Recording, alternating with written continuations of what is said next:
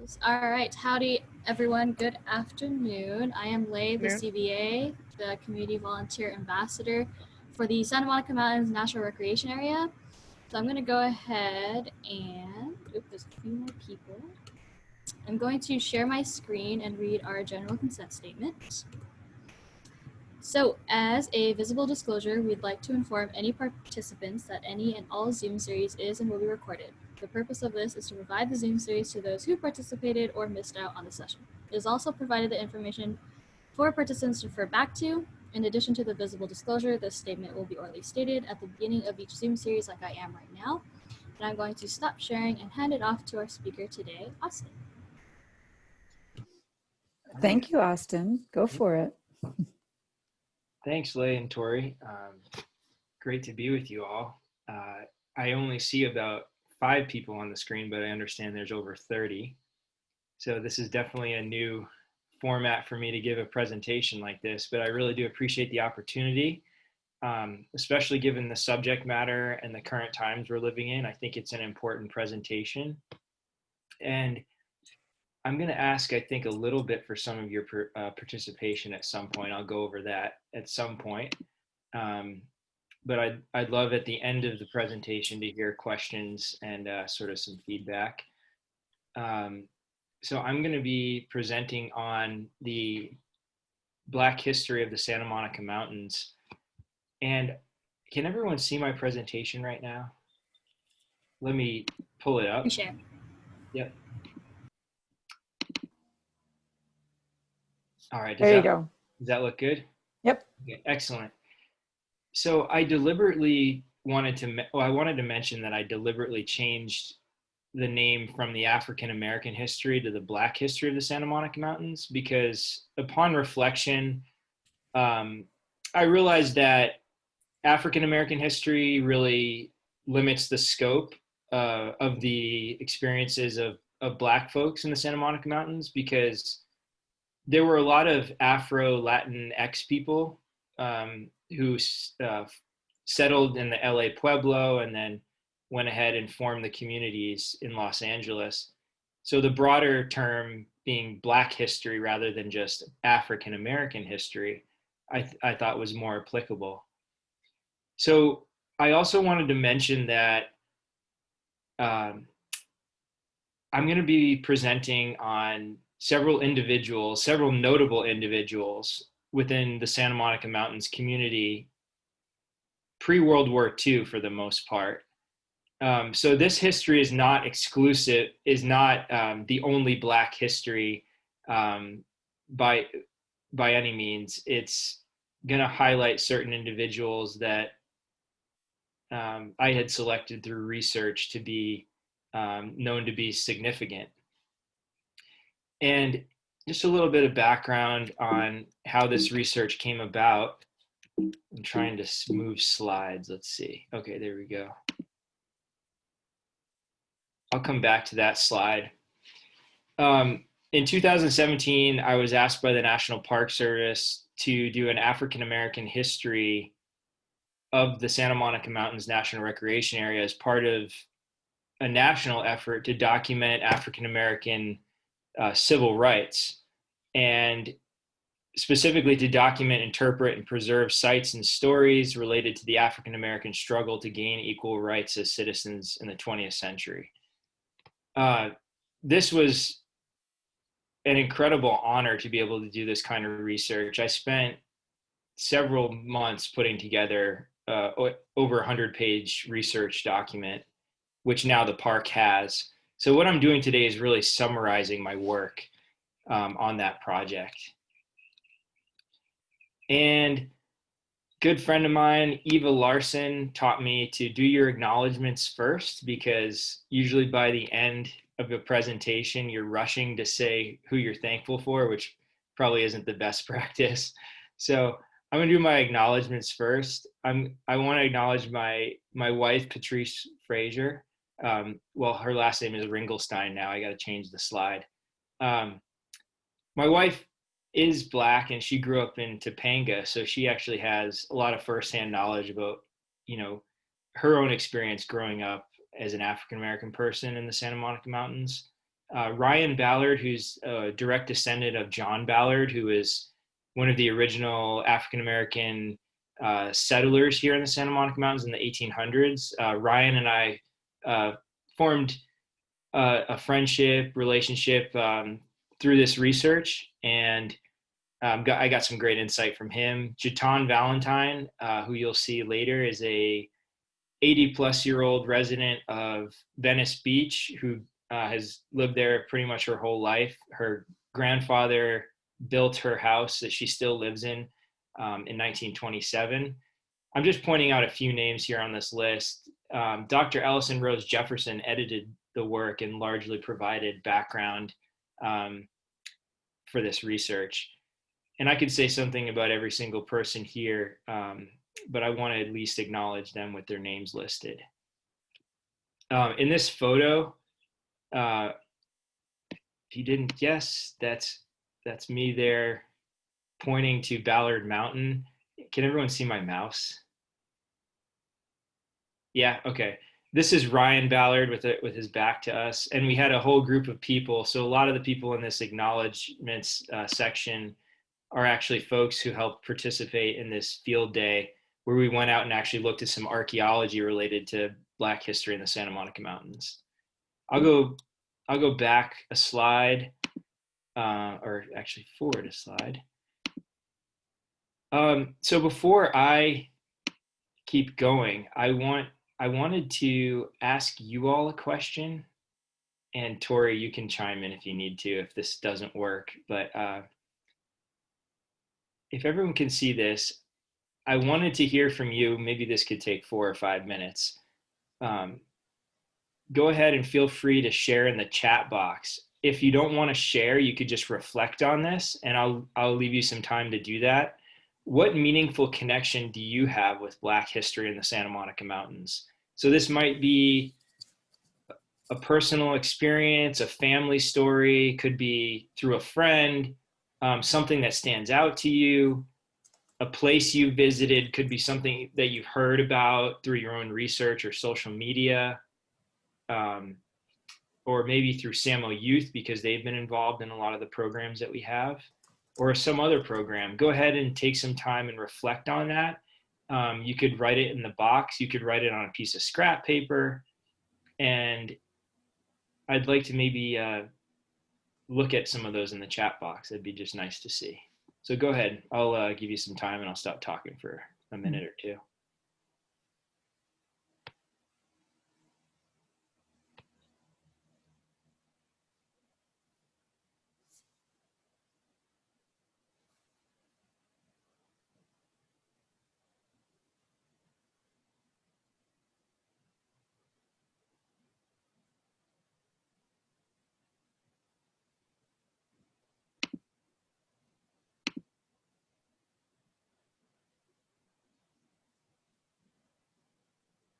See some responses coming in the chat box. You can keep them coming. We'll do another minute.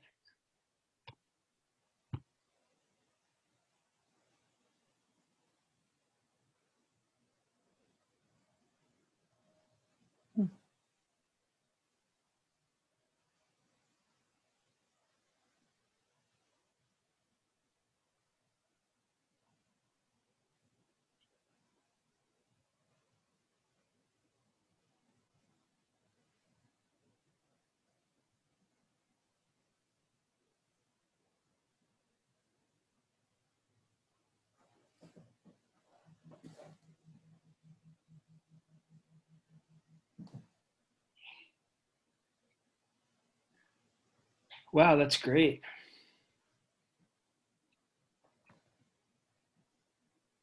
All right, maybe 30 more seconds and then we'll move on. We'll let people just get their final thoughts or ideas in the chat box.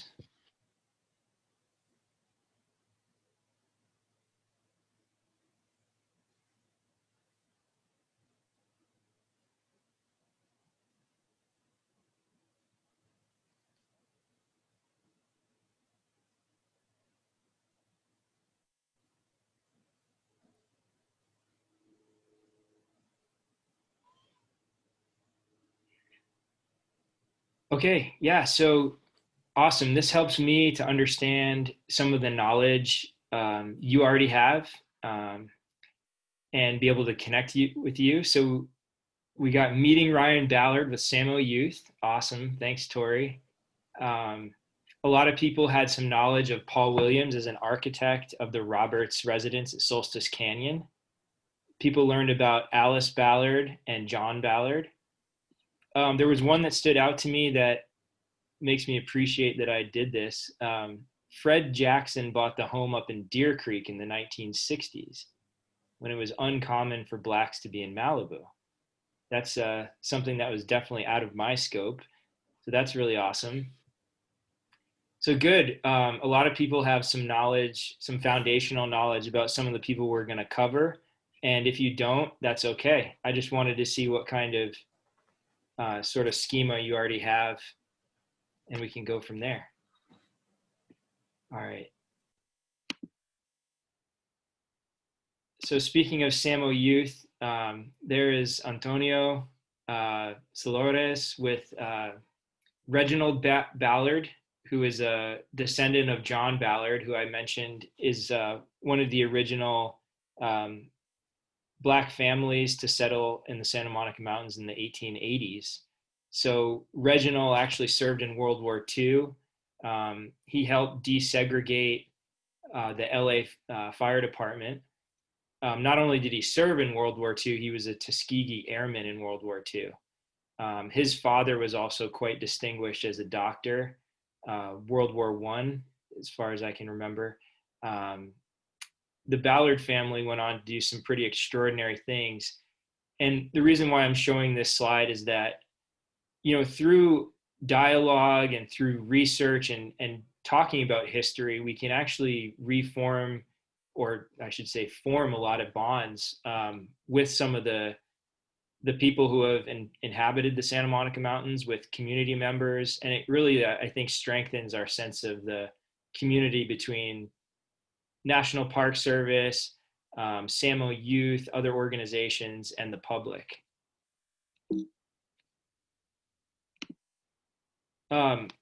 So I wanted to share with you my meaningful connection.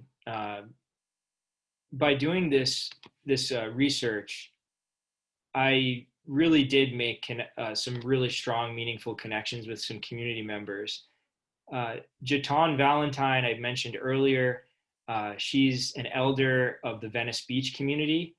Her great grandparents came over to California from the Louisiana, New Orleans area, and they settled in the early Venice Beach community.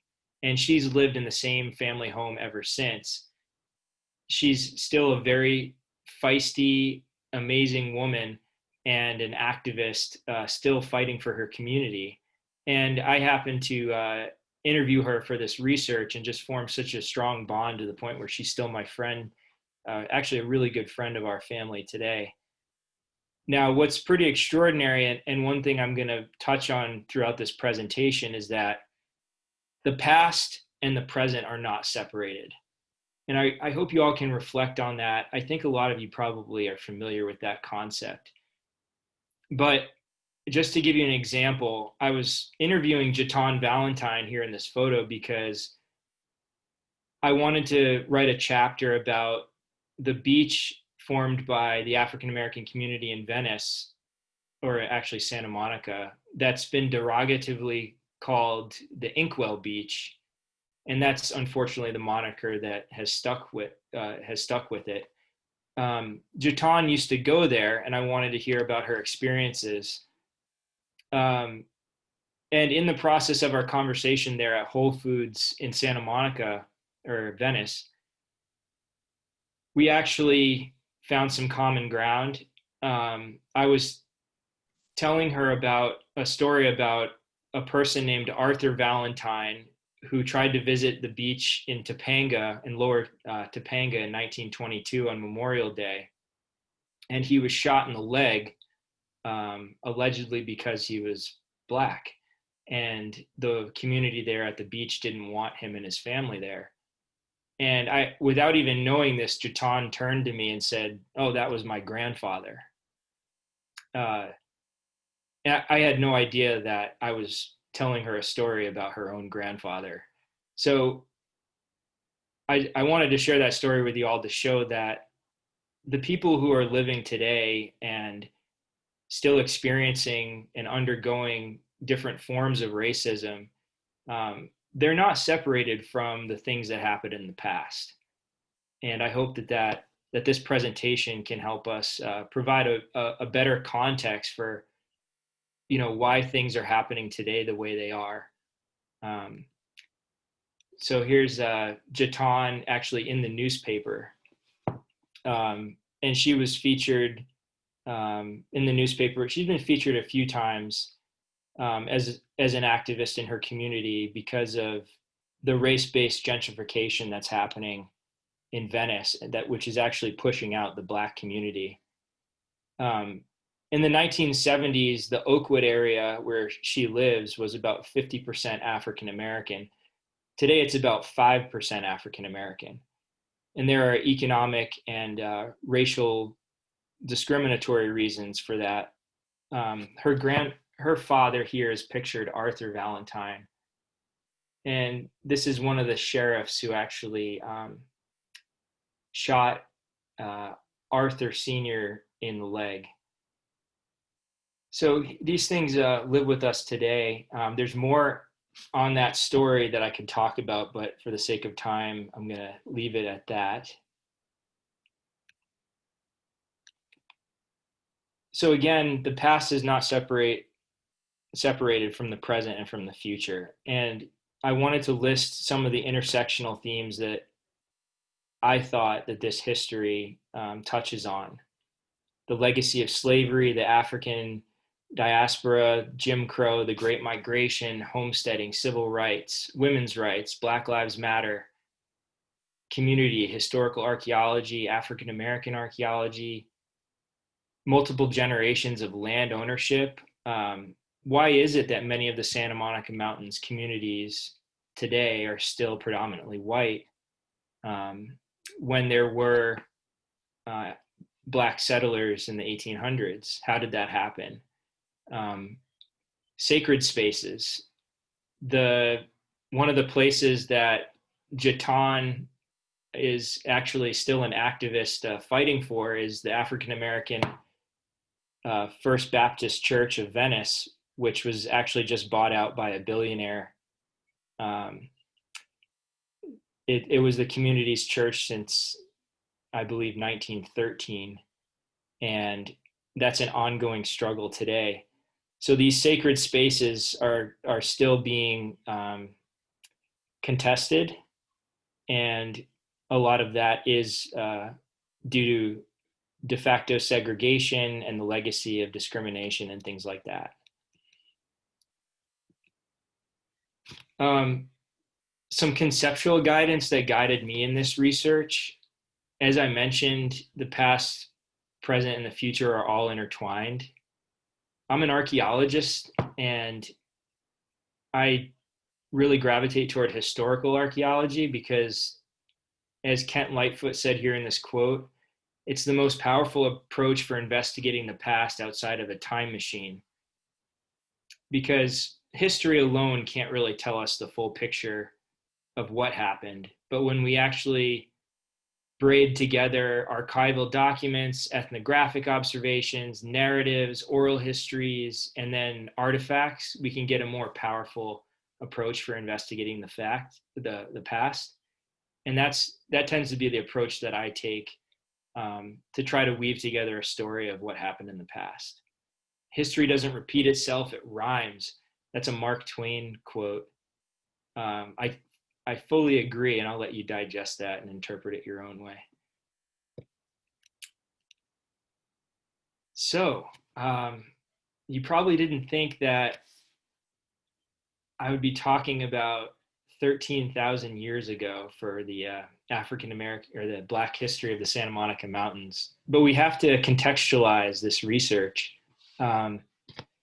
The oldest human, 13,200 years ago, are currently the oldest human bones found in North America, and those were found on Santa Rosa Island. So I wanted to give a context for how long humans have been inhabiting this area close to Los Angeles.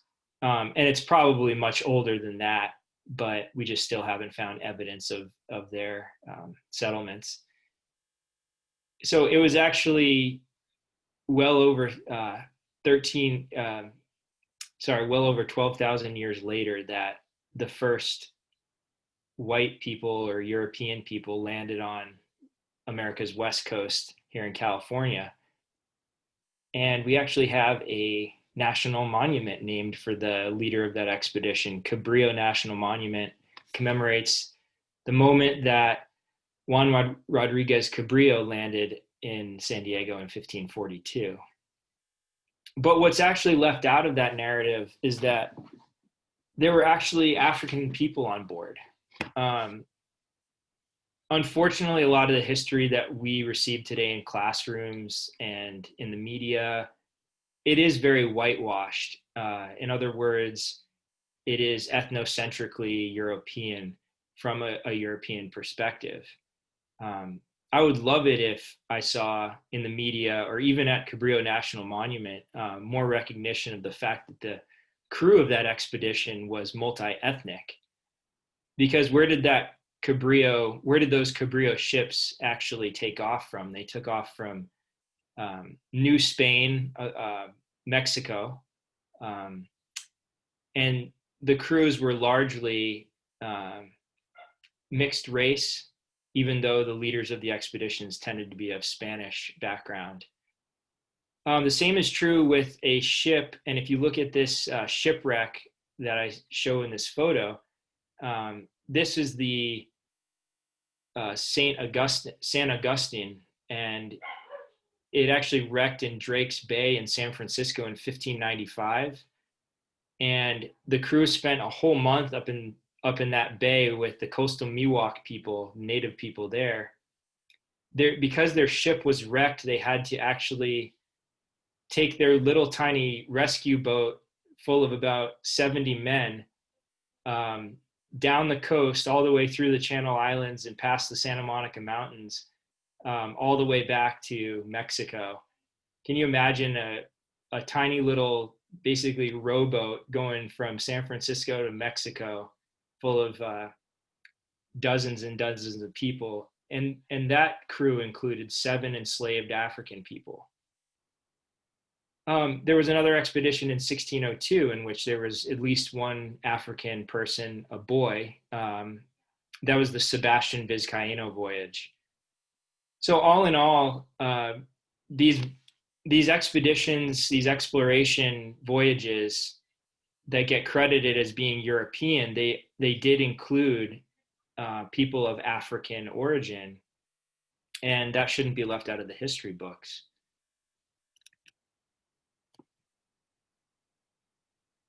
So what I'm doing here is I'm providing you a context for some of the people that we're going to be looking at. I wanted to kind of set the stage for what early Los Angeles was like and its ethnic diversity. Can you believe that 50% of the original settlers of Los Angeles were part African? We know that because they were listed in the census that way.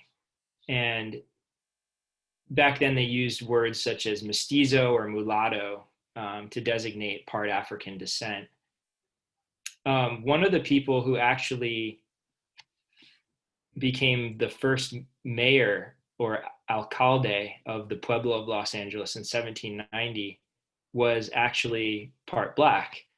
So not to discredit Tom Bradley, but Tom Bradley was a great man, but probably not the first Black mayor of Los Angeles. But actually, Tom Bradley was still the first African-American mayor of Los Angeles. But Francisco Reyes, who happens to be the great-great-great-grandfather of the Reyes family known for the Reyes Adobe, he was on the original 64-person mule train that came up through the Santa Monica Mountains in 1769 on the Portola expedition. 1769 is really the year in which Spanish colonization really takes foot here in San Diego and all the way up through Northern California. So Francisco Reyes, who I just mentioned as the first sort of mayor of Los Angeles, he actually owned all of San Fernando Valley. And that handsome-looking gentleman to the right is actually Pablo Reyes, who is his direct descendant. Pablo Reyes owned over 700 acres in Cheeseboro Canyon. And as an archaeologist, I've been actually looking for his old adobe. But, ponder this for a second. Why is it called Cheeseboro Canyon and not, or Chesboro, depending on how you want to say it? Why is it called Chesboro or Cheeseboro Canyon and not Pablo Reyes Canyon? Given that he lived there a couple of years longer than Oscar Cheeseboro. I wanted to show you the first census. It is about census time right now, isn't it? So census, or would you say censi, have been going on for a long time in Los Angeles. And these are the original names of the original settlers of the Los Angeles Pueblo. And you can see there's Negro, mulatto, mulatta, folks who actually have African roots. So I'll let you read these slides, and I don't want to talk too much more about it, but the purpose of giving you all this background is to show that LA at its very core has had African or Black people, part African or Black people, for centuries and since its founding. So under Spanish rule, men of color, and mostly men of color, were actually able to really ascend the social ladder. The first governor of what became Mexico in 1834 was Pio Pico, who was very mixed race, part African. And today, what I've learned is that these identities largely fall under the umbrella of Afro-Latinx. So pretty interesting, I think, for all of us who are interested in the Santa Monica Mountains, that the two landowners who owned the largest amounts of land, all of San Fernando Valley, as well as all of the Santa Monica Mountains, Francisco Reyes and Bartolome Tapia, they were both of African ancestry. Pretty amazing. Now, everything really changed when California became under United States rule. So I think most of us understand that the gold rush and then, California becoming a state really was a turning point in its history. That was around 1848. So all of a sudden you get this new culture coming in and dominating. And Americans unfortunately did bring in a pro-slavery sentiment. So whereas before, and I don't want to glorify the Spanish and Mexican rule, because there was still a racial caste system, so to speak. I don't want to glorify that as not being colonial or not being oppressive in some form. But the US did bring in new forms of oppression, which was characterized by slavery. And even though California wasn't technically a slave state, there were pro-slavery sentiments. In fact, in the 1840s and 1850s, there were still lynchings happening in Los Angeles. The street that you see in this photo was called Negro Alley, and that's the best name that they had for it. I think you know what I mean. And there was a hacienda culture that was similar to plantation life. So a lot of white Southerners moved here after the gold rush, and they often brought their former slaves with them. And there were laws passed by the people by the men in charge in the government to basically keep a pro-bondage sentiment. The Fugitive Slave Act passed in California in 1852 actually gave these former enslavers the ability to maintain people in bondage and keep them from running away lawfully. Now, fortunately, there were people like Biddy Mason who broke the barriers and really trailblazed civil rights for African people and African American people in California. Gosh, I got to be mindful of the time. Okay. Biddy Mason actually came here as a slave.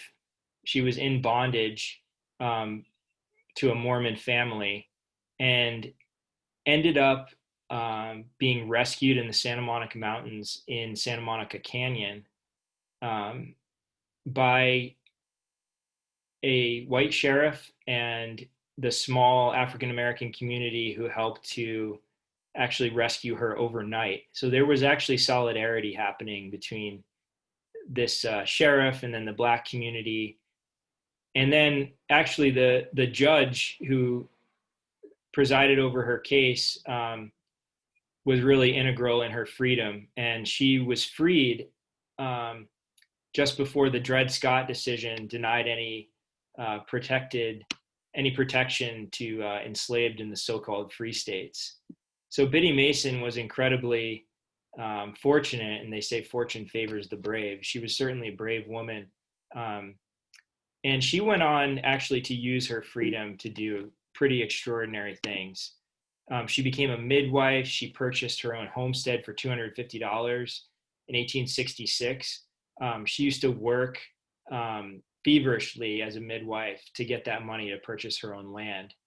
And guess what? She purchased her own land right there in downtown LA, and that the price of that land skyrocketed over time as the railroads were booming and got completed in the 1870s. All kinds of people started flooding in. So Biddy's land became quite prosperous. And despite her newfound wealth, she actually ended up being very charitable. There was a flood in 1884 in downtown Los Angeles, and she actually gave an open order to a little grocery store saying, I'll pay the bill for anyone who needs any goods from this grocery store. So she ended up being known for her charitable works and her good deeds. And she was called Aunt Biddy and Grandma Mason. She was also the founder of the First Methodist, one of the co-founders of the First African Methodist Episcopal Church. And that was with other members of the Black community, including John Ballard. Probably don't have time for this slide, but I want to talk about John Ballard. So John Ballard was a co-trustee with Biddy Mason downtown to found this church, which I think now has somewhere around 20,000 members, if I'm not mistaken. So the church is still in existence today. John Ballard was a former enslaved person who came from Kentucky. He registered to vote in 1870, which would have been a huge milestone. His first wife passed away, and he remarried Frances Briggs Ballard in 1879. They had 7 children, and then they moved out to the Santa Monica Mountains from downtown. Now, what was behind that move? Probably, it likely had something to do with the influx of settlers and really the growing city of LA. But we really don't know exactly the reasons why John Ballard moved his whole family out to the mountains. Now, he settled in an area that was described as brushy and wild, and this was in the middle of Agora, the Agora Hills, the Cornell area. And this is actually the Ballard family home, and it looks like there's 2 women out front, probably his wife, Frances Briggs Ballard, and his youngest daughter, Alice Ballard. Now, I've been able to match this hillside and figure out about where this is, and it puts us at Sierra Creek Road, based on his maps as well. This slide just goes to show how remote it was. There were very few neighbors. Getting groceries or going and running errands was a huge undertaking for these families who lived way out in this area.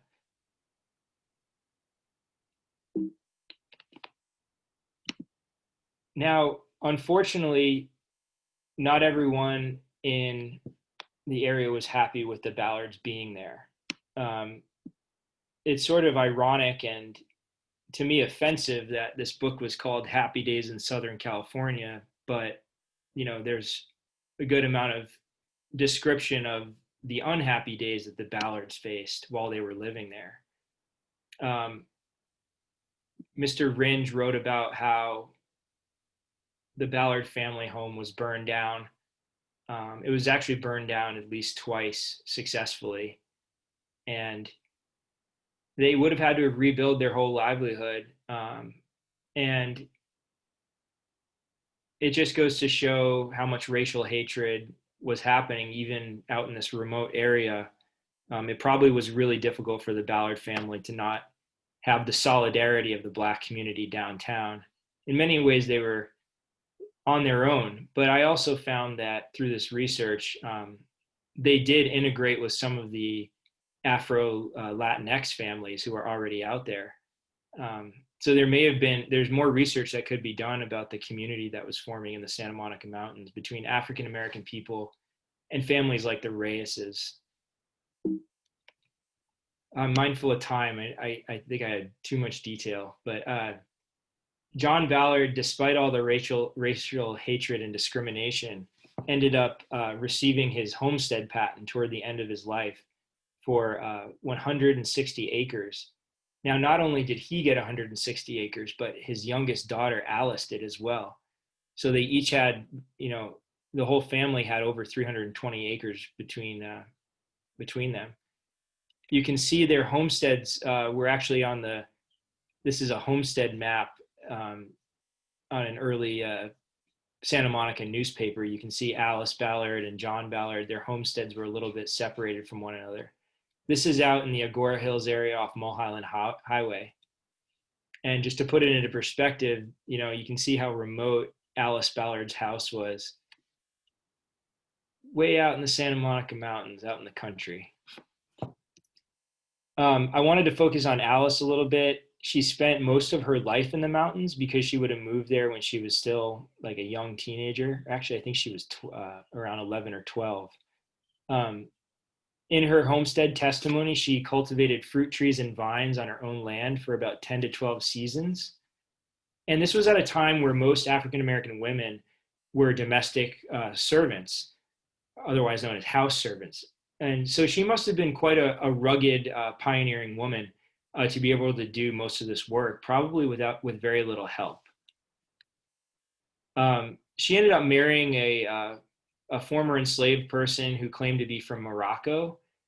And the newspaper articles in the LA Times and the LA Herald actually described their ceremony. And her husband was quite a flamboyant individual given what he was wearing. And it sounds pretty awesome. It says, upon his jet black hair sat a forage cap of navy blue, fastened to his waist by a heavy tinsel cord, and an immense diamond sparkled in his expansive shirt front, and below it gleamed a vest endowed with every hue and tint of the color scale.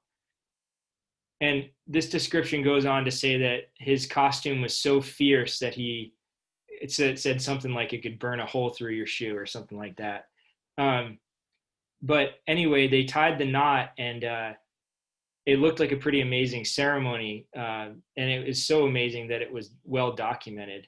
Now, just to show how those happy times were also somewhat bitter is the fact that, after they were done with their ceremony, they tried to get some groceries to bring back to their home back in the mountains, and they were rejected. So the discrimination, even during a happy celebration like a wedding, was really strong.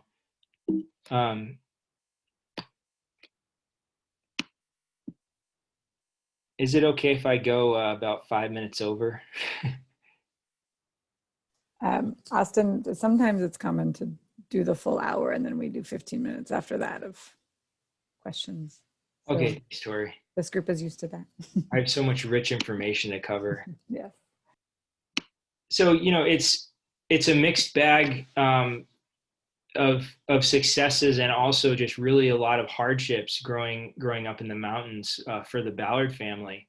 A lot of it on account of racism and discrimination.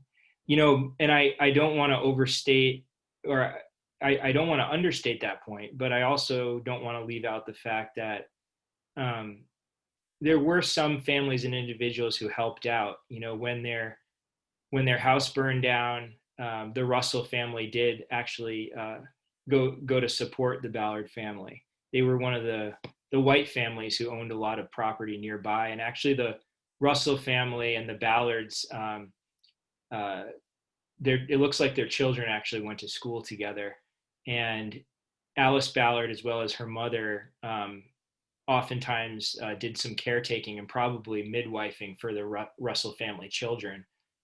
So there was some solidarity between the white and black families happening as well. Now, the exciting thing for me as an archaeologist was actually looking at this map, which shows very clearly, as you can see, Alice Ballard's house, which is phenomenal because given that it has all these boxes, I was able to match this up using a georeferencing feature and basically find out approximately where Alice Ballard's house is on the ground today. Now, that led to this big archaeological project after the Woolsey fire, and we think we may have found remnants of Alice Ballard's old house, which is something I'll probably have to give to you in another presentation.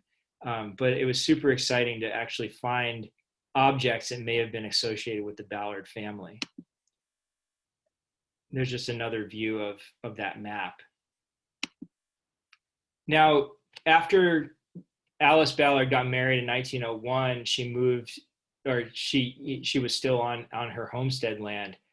But then all of a sudden, her and her husband, they left in 1903 and sold their property, all 160 acres, for $10. And even back then, that was a ridiculously small amount of money.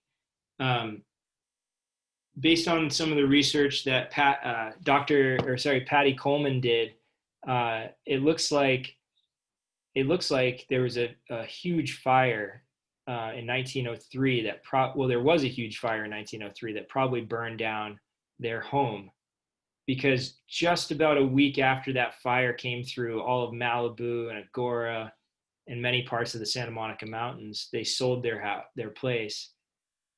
So it kind of logically adds up that maybe they were left destitute by that fire, which is really tragic.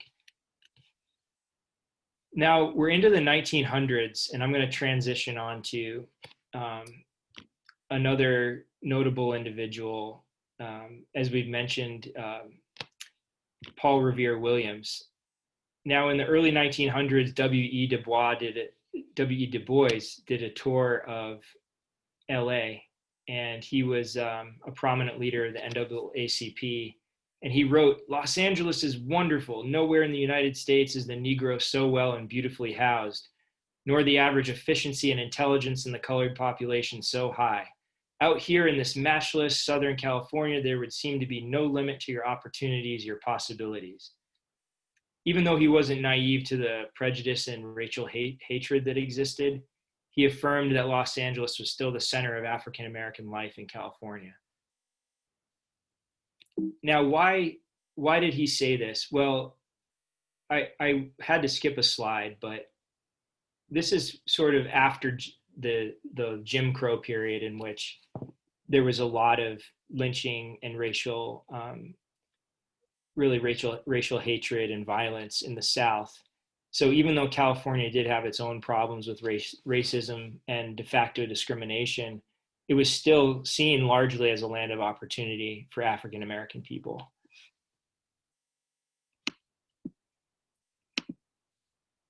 So Paul Williams was a direct embodiment of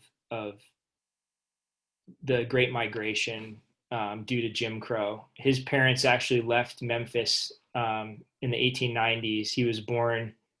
They left Memphis in the 1890s and moved to LA. And he was born in LA in 1894. He lived in a mixed race neighborhood.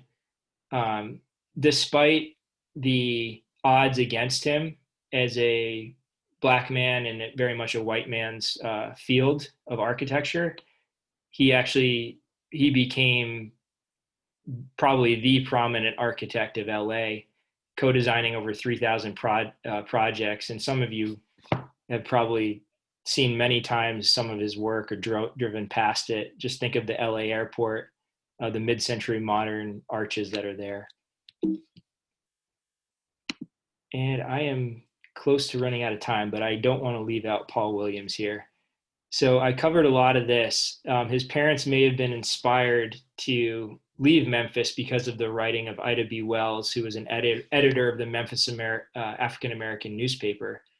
And she promoted saving our money and leaving town, and she promoted California as a land of opportunity.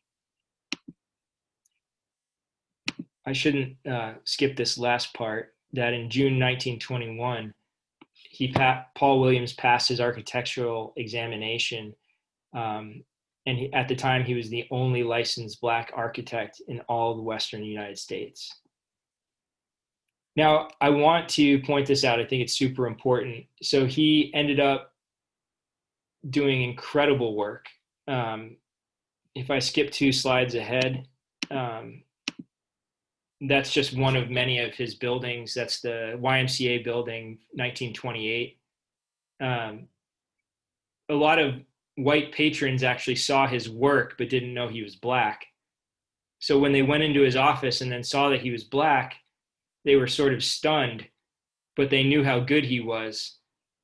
So what he ended up having to do a lot of times was actually do his design plans upside down, because they would a lot of the white patrons wouldn't let him sit next to him. So he had to learn how to draw upside down. But he faced a lot of challenges. The other thing about the 1920s, the time that he actually received his license, is there was a revival of the Ku Klux Klan. And that wasn't just in the South. This photo actually is downtown LA, 1924. 1922, the Klan held what was claimed as the greatest Ku Klux Klan initiation ceremony ever held in the West in the Santa Monica Canyon.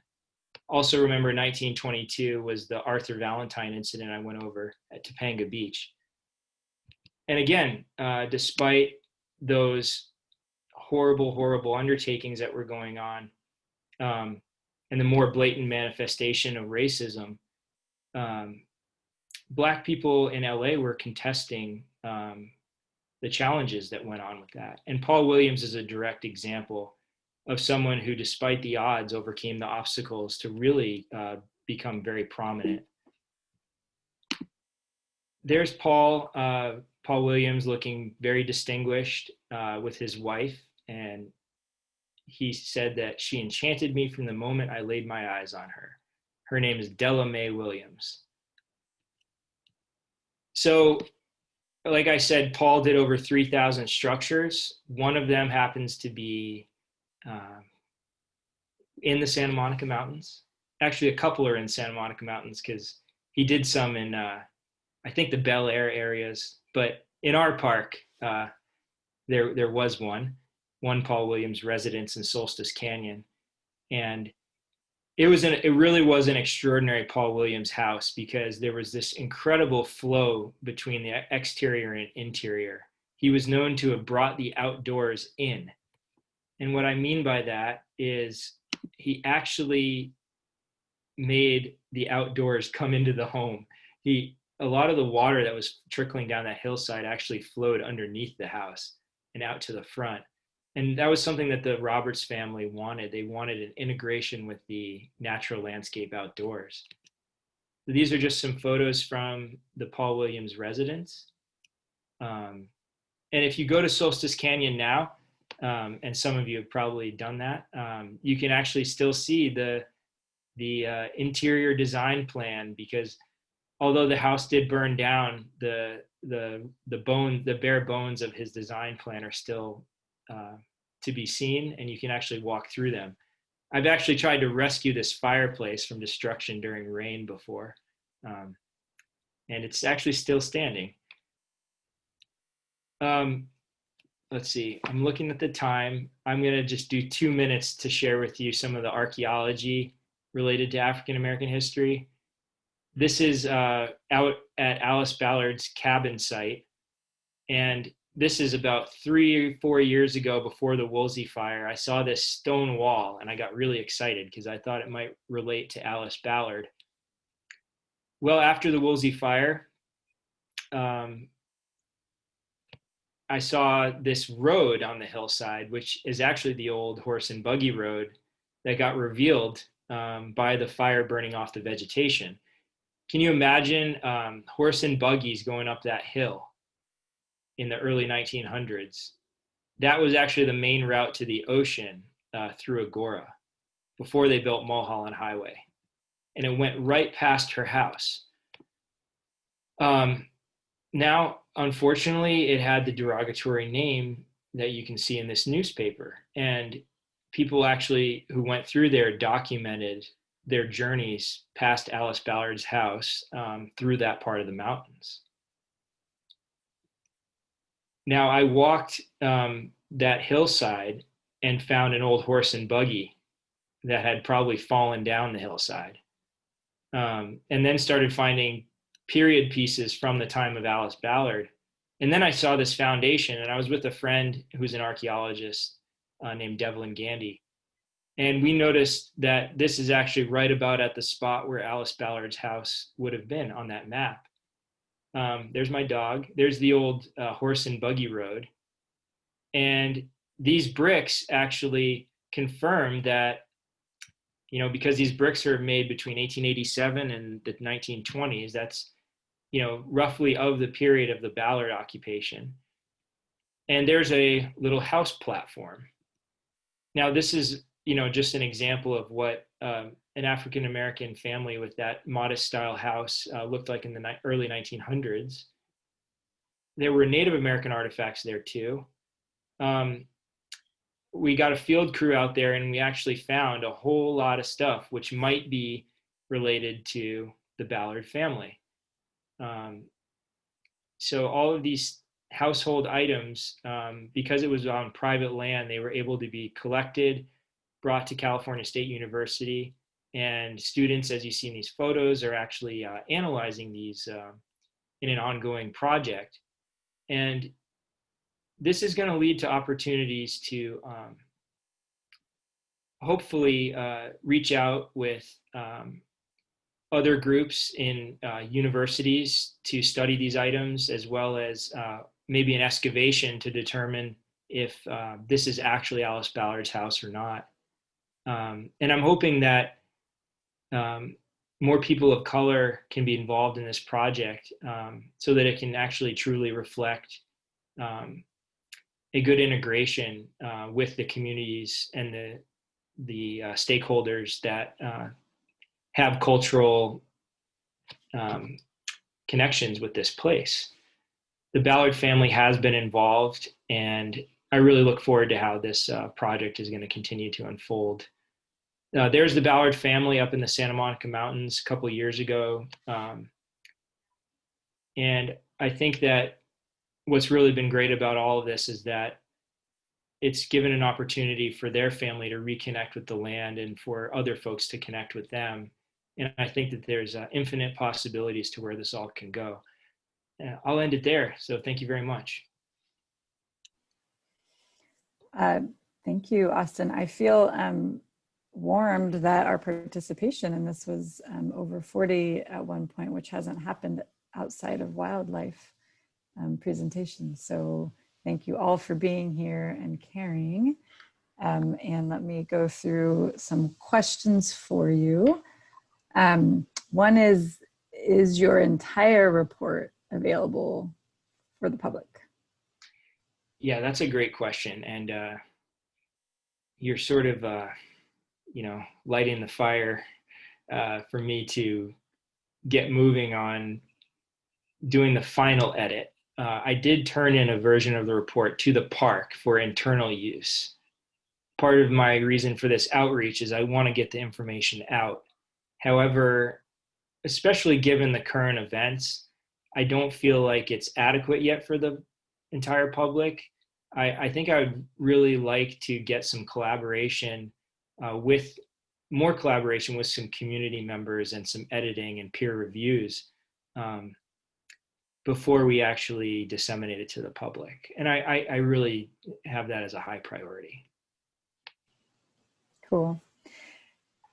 So is there any way to keep the Ballard home from being overgrown by vegetation? Is that appropriate? Something you're planning on? Oh, the Alice Ballard?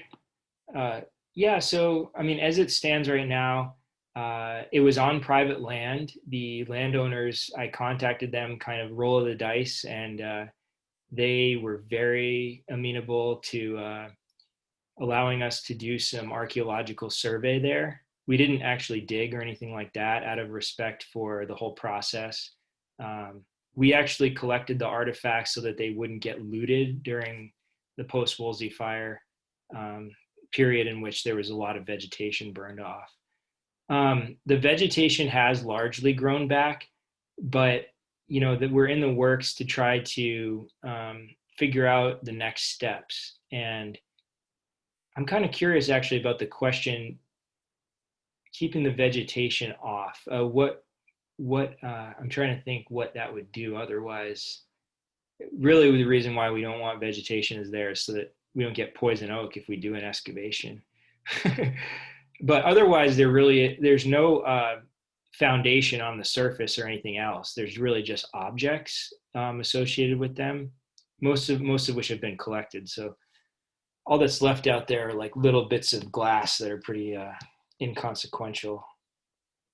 Yeah, I think the reason why I asked the question was that, obviously the location had been overgrown by vegetation before, even to the extent of hiding the road.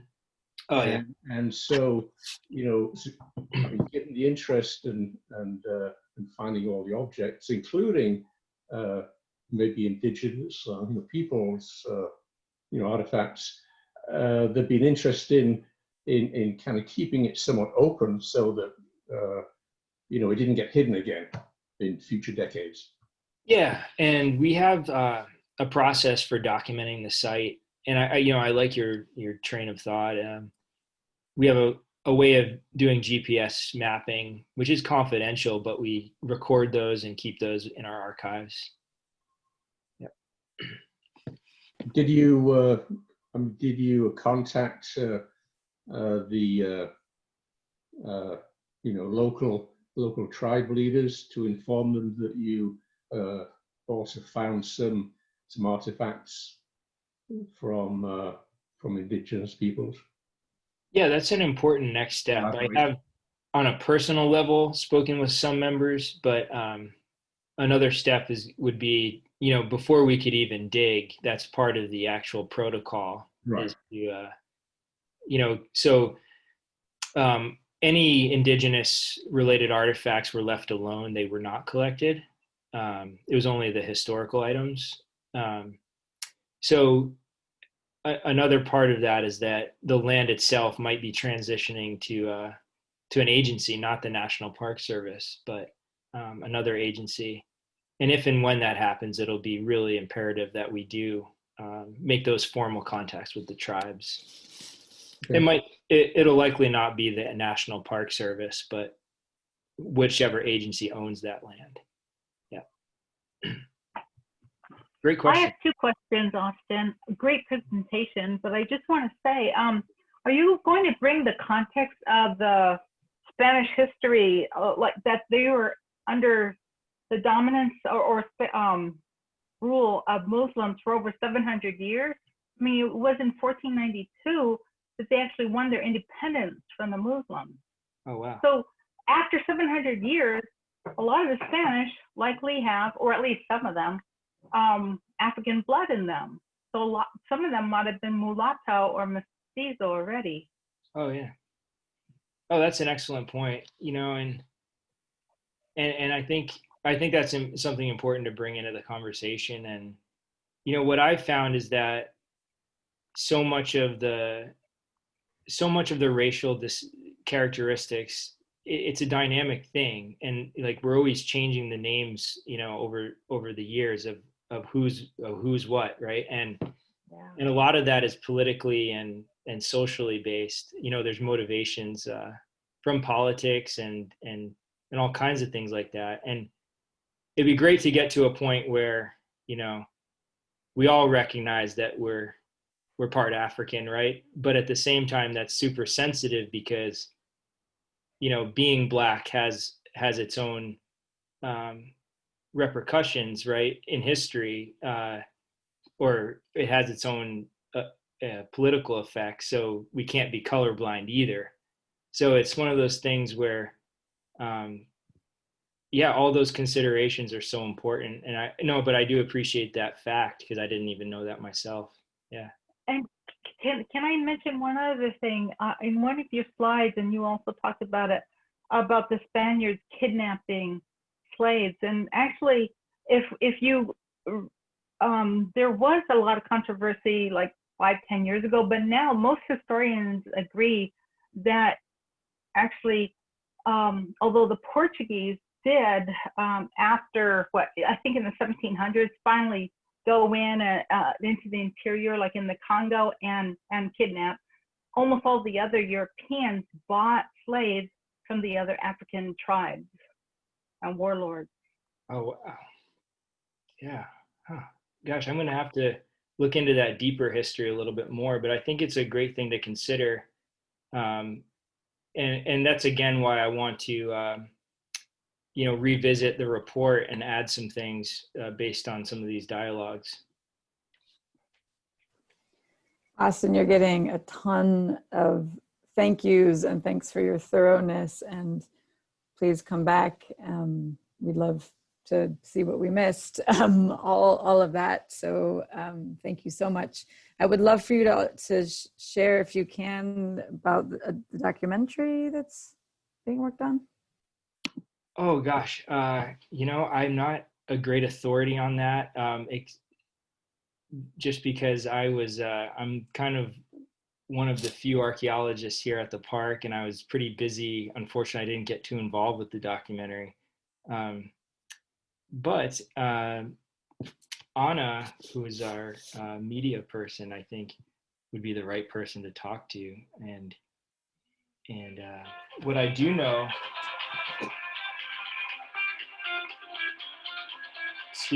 what I do know is that a couple of weeks were spent touring around Ballard Mountain with some members of the Ballard family, and storytelling and connecting and things like that. Beyond that, I won't know until I see it.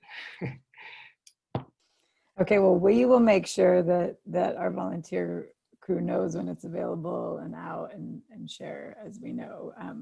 So I'm quite happy about the interest.